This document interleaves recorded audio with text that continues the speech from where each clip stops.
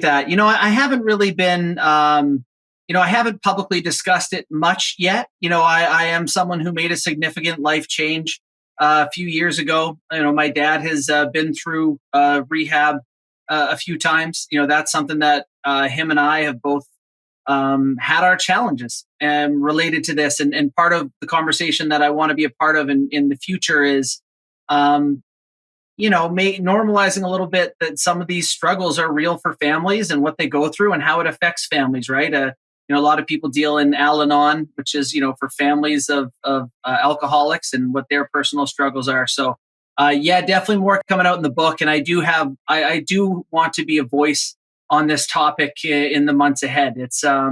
I am excited for the book to come out because I feel like, a lot easier than me sending a series of tweets or something like that, but a great effect on our family. And I think a greater effect in the National Hockey League, in the minors, in the hockey culture in general. Then we talk about and then we accept. I thought it was great that Bobby Ryan went through what he went through and came back stronger. And we had him on our show this past week. It sounds like he's doing great too. So it's an important cause, and a lot of people struggle, and the pandemic didn't help. So something I want to help raise money for in the years ahead.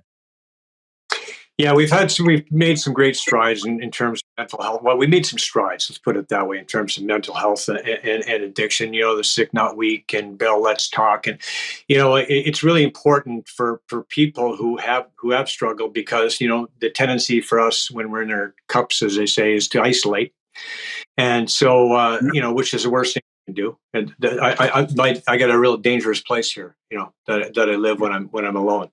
And when we reach out and ask for help, great things can happen. Like, I have a life that's, beyond my wildest dreams. Yeah. 30 days, one day at a time, right? 30 years, one day at a time. So, yeah, so it's a great thing.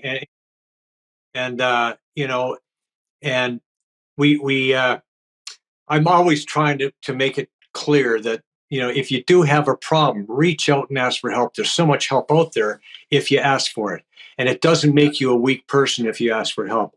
But what happens, though, is you become a very, very strong person as a result of getting that help. For me, I've been able to be the type of husband and father and now grandfather that I basically the best I could possibly be. I mean, we lost a son to addiction, right? We lost Spencer to an overdose in 2014. So, it's a tough thing to go through, but this affects us all, especially in today's day and age. And it's like, reach out, ask for help. And if you can't help, do so. That's my, you know what, the one thing that I've seen with people who struggle sometimes is, everyone's kind of waiting for like a rock bottom or something bad to happen before making a change. But talk to enough people who struggle with alcoholism, and there are low bottom alcoholics who just decide that they've had enough, and before they ruin their lives, they want to make a change. And I looked for that at times when I struggled in the past,